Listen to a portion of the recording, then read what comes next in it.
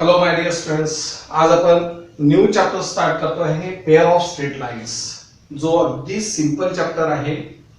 आणि यामध्ये जसं बेसिक जो आहे तो पार्ट आपण 11th स्टँडर्ड मध्ये कव्हर केलेला आहे.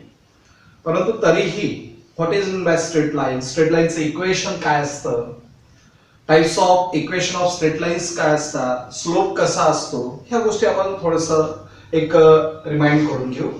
तर लक्ष द्या, पेअर ऑफ स्ट्रेट लाईन्स मध्ये तुम्हाला एक इक्वेशन माहिती आहे, ax plus by plus c is equals to 0. This equation called as the linear equation. या इक्वेशनला आपण लिनियर इक्वेशन असं म्हणतोय. याचा अर्थ काय?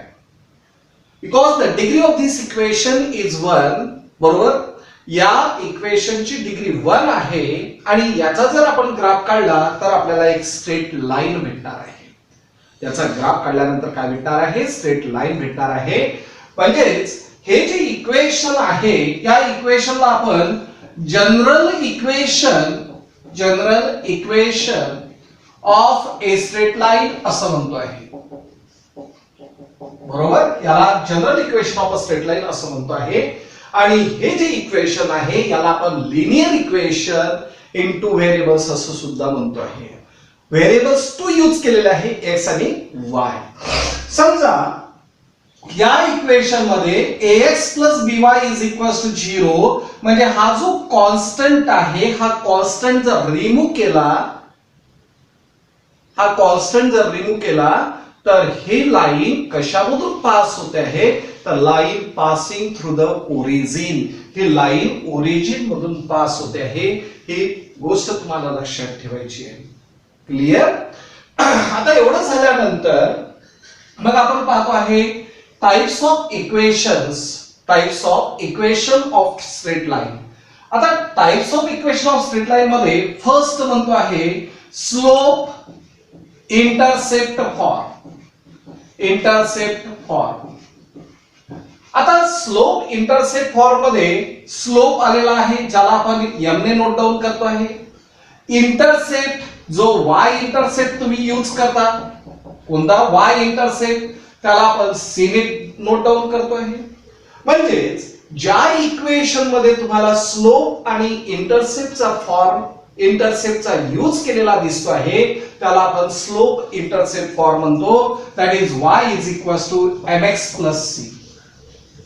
मग हा y इंटरसेप्ट काय असतो? तर लक्षात घ्या, समजा जर मी ही लाईन काढलेली आहे, तर ही लाईन काढल्यानंतर इथून एवढं जे डिस्टन्स असते त्या ओरिजिन पासून point of intersection of line and y axis, the distance between the origin and the point of intersection of the line and the y axis is called as the y intercept. याला आपण y intercept म्हणतो. आणि हा झालेला आहे x intercept.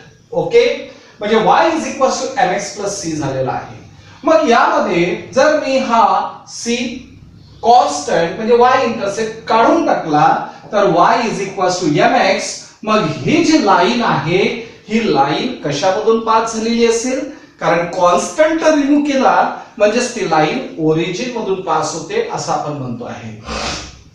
Second आहे slope point form. आता slope point form जर विचार केला तर यामध्ये स्लोप आलेला आहे, दॅट इज m, आणि पॉइंट आपण घेतो आहे x1, y1. म्हणजे ज्या स्ट्रेट लाईनच्या इक्वेशन मध्ये आपण पॉइंट आणि स्लोपचा यूज करतो त्याला आपण स्लोप पॉइंट फॉर्म असं म्हणतो आहे. So y minus y1 is equals to m into x minus x1. तर हा झालेला आहे स्लोप पॉइंट फॉर्म. त्याच्यानंतर थर्ड आहे 2 पॉइंट फॉर्म. आता 2 पॉइंट फॉर्म मध्ये काय होतो आहे? तर याचा अर्थ 2 आणि पॉइंट्स म्हणजे 2 पॉइंट्स फॉर्म. त्याचा अर्थ x1 आणि y1, x2 आणि y2 असे 2 पॉइंट त्या लाईन वरती लाय झालेले आहे. मग या लाईनचे इक्वेशन काय असतं? तर y minus y1 upon y2 minus y1 is equals to x minus x1 upon x2 minus x1. Okay, तर यामध्ये आपण 2 पॉइंटचा यूज केलेला आहे आणि इक्वेशन ऑफ अ लाईन दिलेला आहे. तर याला आपण 2 पॉइंट फॉर्म असं म्हणतो आहे. Slope intercept form, slope point form, 2 point form. त्यानंतर आहे double intercept form. Fourth number double intercept form. आता डबल इंटरसेप्ट फॉर्म आपण कोणाला म्हणतोय, म्हणजेच तुम्हाला हा इथून एवढं जे डिस्टन्स दिसतंय त्याला आपण एक्स इंटरसेप्ट म्हणू आणि हे जे डिस्टन्स आहे याला वाय इंटरसेप्ट म्हणतो आहे. म्हणजेच दोन इंटरसेप्ट तुम्हाला माहिती आहे, एक्स इंटरसेप्ट आणि वाय इंटरसेप्ट. तर हा झालेला आहे x upon a plus y upon b is equals to 1. तर यामध्ये आपण 2 इंटरसेप्टचा यूज केलेला आहे आणि म्हणून याला म्हणतोय डबल इंटरसेप्ट फॉर्म. त्यानंतर आहे fifth number normal form. Normal form आपण नॉर्मल फॉर्म कोणाला म्हणतो आहे, तर x into cos of alpha plus y into sin of alpha is equals to p. आता असं जर मी लिहिलेलं आहे तर यामध्ये अल्फा आणि पी काय आहे, तर लक्षात घ्या या पद्धतीची आपण लाईन इथे काढलेली आहे. या स्पेस मध्ये ही लाईन आपण काढलेली आहे, बरोबर. आता या लाईन वरती मी या ओरिजिन मधून परपेंडिक्युलर टाकतो, तर हे जे परपेंडिक्युलर डिस्टन्स आहे म्हणजे distance of the line from the origin this is P. हा काय झालेला आहे, पी झालेला आहे. त्यानंतर या परपेंडिक्युलरने या एक्स ऍक्सिस सोबत पॉझिटिव्ह डायरेक्शनने केलेला जो अँगल आहे तो आहे अल्फा. तो काय आहे, अल्फा. म्हणजेच यामध्ये या ओरिजिन मधून जो लाईन वरती परपेंडिक्युलर टाकलेला आहे तर त्या परपेंडिक्युलरने एक्स ऍक्सिस सोबत केलेला जो अँगल आहे दॅट इज अल्फा. आणि मग normal form of equation of a line काय झालेला आहे, तर x into cos of alpha plus y into sin of alpha is equals to p. Okay. तर या पद्धतीचे तुम्हाला types of equation of a straight line लक्षात ठेवायचं आहे.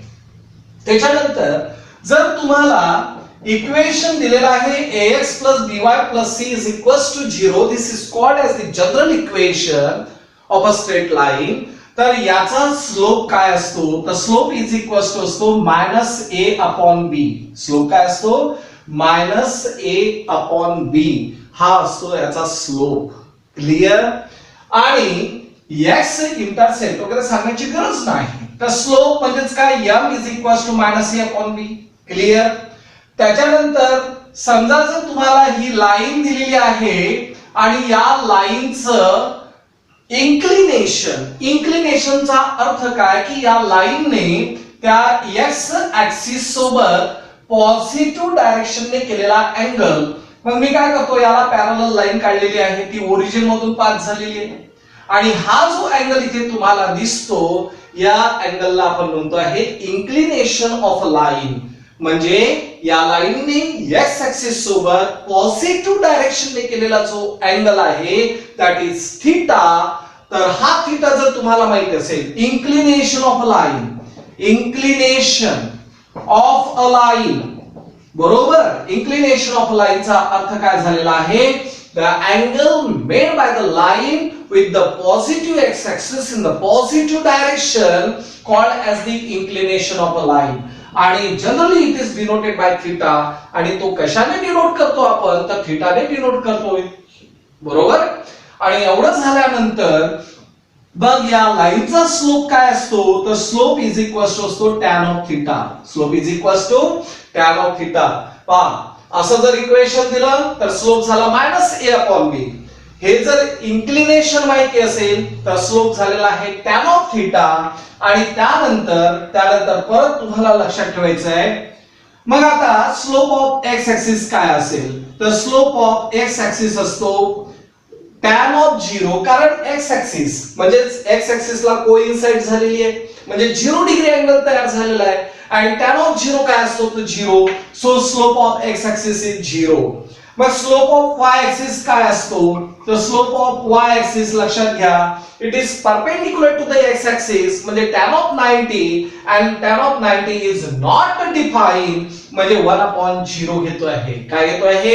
1/0. कारण ज्यावेळेस एखाद्या वेळेस प्रॉब्लेम सॉल्व्ह करण्याची गरज आपल्याला पडते त्यावेळेस आपण अशा पद्धतीने लिहितो आहे. क्लिअर? त्याच्यानंतर इक्वेशन ऑफ एक्स ऍक्सिस, परत एक स्लोपचा पॉइंट राहिलेला आहे. जर एखादी लाईन दोन पॉइंट मधून पास झालेली असेल म्हणजे x1, y1 आणि दुसरा आहे x2, y2 असे दोन पॉइंट जर आपल्याला त्या लाईन वरची माहिती असेल तर स्लोप असतो y2 y1 upon x2 x1. काय असतो? y2 y1 upon x2 x1 हा असतो स्लोप. क्लिअर? तर हे स्लोप बद्दल असणारी माहिती आहे. हे types of equation of a straight line झालेला आहे. आणि मग इक्वेशन ऑफ एक्स ऍक्सिस काय असतो? तर y is equals to 0. Equation of y axis काय असतो? इक्वेशन ऑफ y ऍक्सिस असतो that is x is equals to 0. Equation of a line parallel to x axis, x axis ला parallel असणारा लाईनचे equation असते y is equals to b, where b is y coordinate. b काय असतो?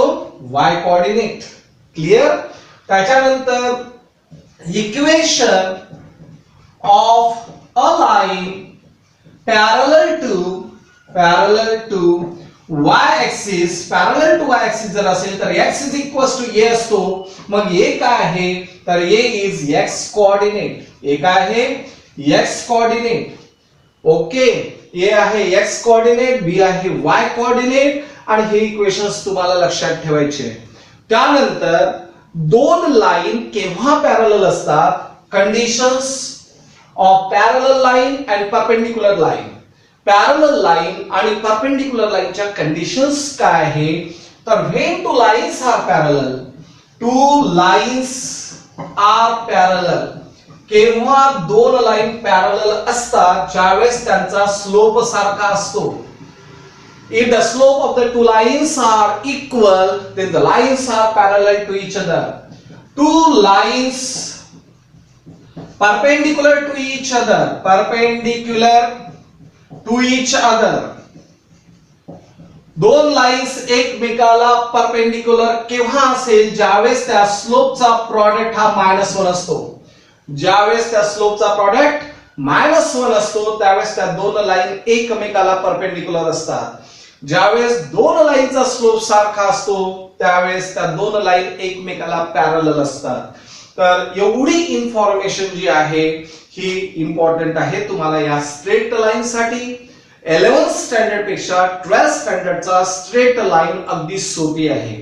11th मध्ये तुम्हाला location शिकवलेले होते, शिफ्टिंग ऑफ ओरिजिन शिकवलेलं होतं, पोझिशन शिफ्ट करून दाखवलेल्या होत्या, दोन लाईन मधला अँगल आपण घेतलेला आहे. तर ह्या सर्व गोष्टी तुमच्या स्ट्रेट लाईन मध्ये झालेल्या आहेत. तर त्यानंतर येतो आहे पॉइंट की एखादी लाईन जर तुम्हाला दिलेली असेल तर त्या लाईनवर असणारा पॉइंट आपण केव्हा म्हणू शकतो? ज्यावेळेस तो पॉइंट त्याला सॅटिस्फाईड करतो. फॉर एक्झाम्पल 4x + 3y = 0 आहे. मग आता ही जी लाईन आहे this is the equation of a line. कारण याची डिग्री 1 आहे याला linear equations in two variables म्हणतो आहे. मग आता यामध्ये काय होत आहे? समजा याची व्हॅल्यू -3 घेतली आणि y ची व्हॅल्यू आपण समजा 2 घेतलेली आहे. म्हणजे पॉइंट काय तयार झाला? -3,2. आणि हा -3,2 जर या इक्वेशन मध्ये पुट अप करतो आहे लेफ्ट हँड साइड मध्ये तर याचा अर्थ 4 × -3 + 3 × 2 म्हणजे -12 + 6 that is equals to -6 which is not equals to 0 म्हणजे not equals to right hand side. याचा अर्थ this point does not satisfy this equation म्हणजे हा पॉइंट या लाईन वर लाय झालेला नाही. समजा याची व्हॅल्यू मी घेतो आहे दॅट इज 6 आणि y ची व्हॅल्यू घेतो आहे -8.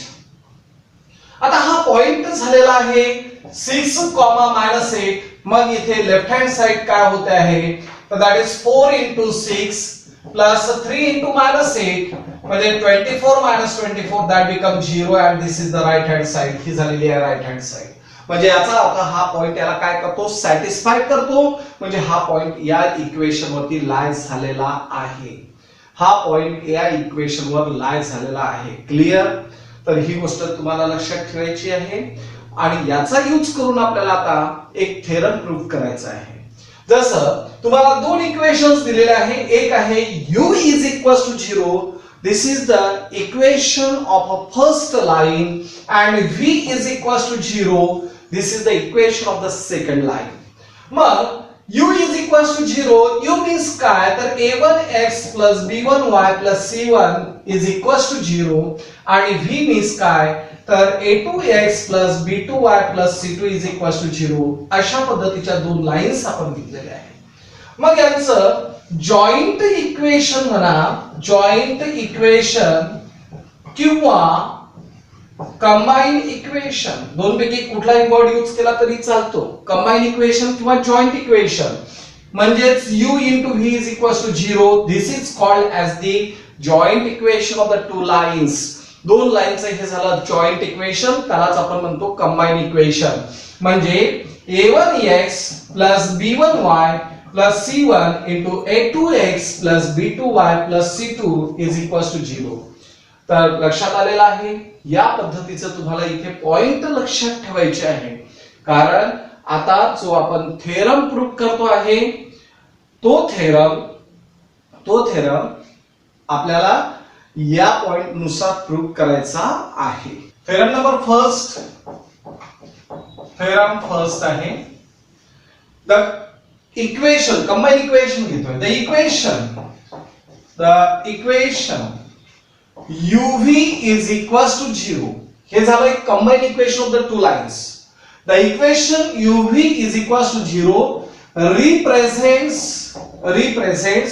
the combine. हे काय रिप्रेझेंट्स करत आहे the combine equation of the lines u is equals to 0 and v is equals to 0. काय केलेलं आहे परत लक्षात घ्या. आपण एक कंबाईन इक्वेशन रिप्रेझेंट केलेला इथे that is uv is equals to 0 consider करतो आहे. तर मग हे काय करतं तर हे कंबाईन इक्वेशन आहे अशा दोन लाईनचं की जे पहिली लाईन आहे u is equals to 0 आणि दुसरी लाईन आहे v is equals to 0. म्हणजेच मी या पद्धतीच्या डायग्राम्स काढतो आहे. समजा हे झालेलं आहे u is equals to 0 आणि दुसरं झालेलं आहे v is equals to 0. याच्यावरती असणारा पॉइंट p घेतोय दॅट इज x1, y1 आणि याच्यावरती असणारा पॉइंट घेतोय x2, y2. ओके. तर आता याला प्रूव्ह करत असताना काय करतोय समजा हा point u is equals to 0 वरती जर लाय झालेला असेल तर हा पॉइंट या कंबाईन इक्वेशनला सॅटिस्फाईड करतो असं आपल्याला पहिले दाखवावं लागेल. म्हणजेच v वर जर आपण असं दाखवलं तर v is equals to 0 वर असणारा जो पॉइंट आहे तो सुद्धा काय करेल मग या इक्वेशनला सॅटिस्फाईड करेल. बरोबर. आता दुसऱ्या पद्धतीने आपण काय करतोय की या कंबाईन इक्वेशन वरती एखादा पॉइंट जर आपण घेतला तर तो पॉइंट या दोन्हीही इक्वेशनला सॅटिस्फाईड करतो हे दाखवा. म्हणजेच या थेरमचं प्रूव्ह झालेलं आहे. आणि सॅटिस्फॅक्शन म्हणजे काय असतं मी तुम्हाला सांगितलं होतं. एखादा पॉइंट जर त्या इक्वेशन वरती लाईन वरती लाय झालेला असेल तर तो पॉइंट त्या इक्वेशनला सॅटिस्फाय करतो आहे. क्लिअर. तर आता लक्ष द्या. Consider the lines represented by. Now prove.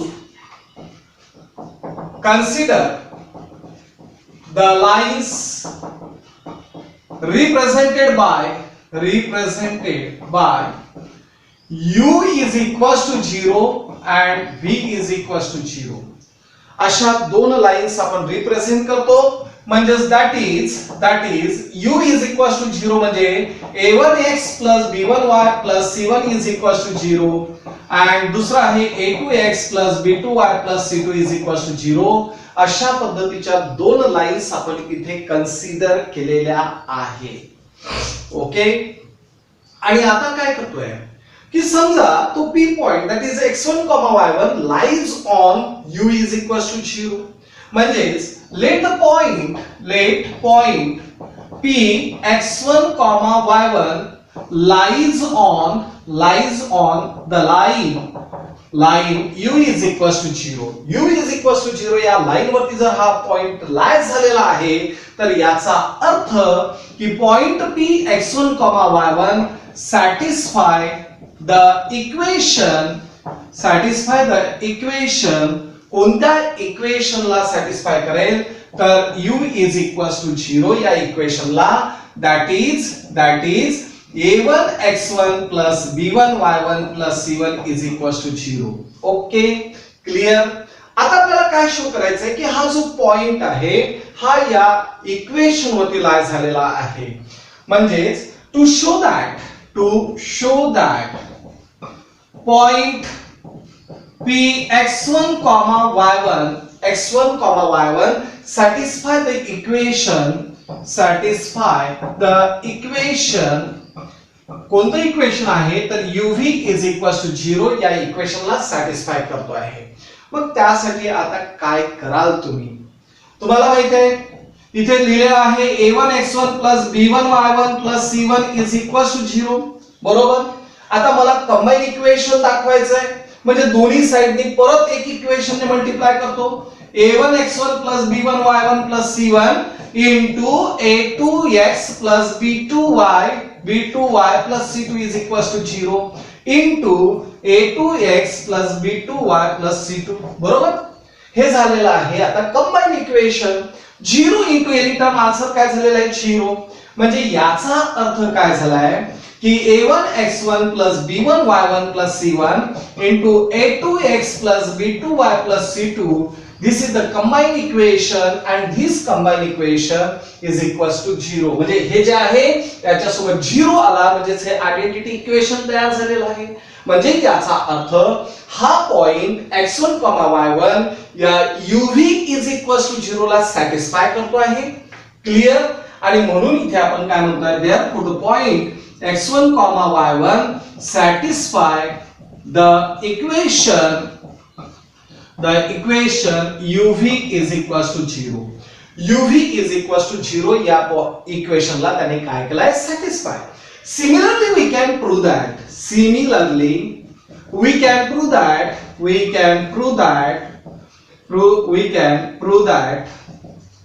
point q x2 y2 lies on the line v is equals to 0 satisfy the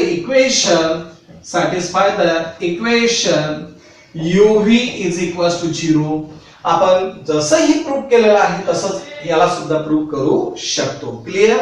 तर आता हा झाला एक पार्ट म्हणजे u is equals to 0 या लाईन वर एखादा पॉइंट घेतो तर uv is equals to 0 ला सॅटिस्फाय करतोय. v is equals to 0 या लाईन वरती जर आपण एखादा पॉइंट घेतो आहे तर परत या इक्वेशनला तो सॅटिस्फाईड करतो आहे. मग आता याला थोडंसं कन्व्हर्स मध्ये जायचंय. समजा याच्यावरती असणारा एखादा पॉइंट आहे आणि तो पॉइंट जर या कंबाईन इक्वेशनला सॅटिस्फाय करत असेल तर या दोन्हीही इक्वेशनला तो सॅटिस्फाय करतो असं आपल्याला प्रूव्ह करायचं आहे. क्लियर. म्हणजेच तर इथे काय म्हणतोय ना ऑर लेट r पॉइंट घेतो आहे x डॅश y डॅश असा एक पॉइंट घेतो b एनी पॉइंट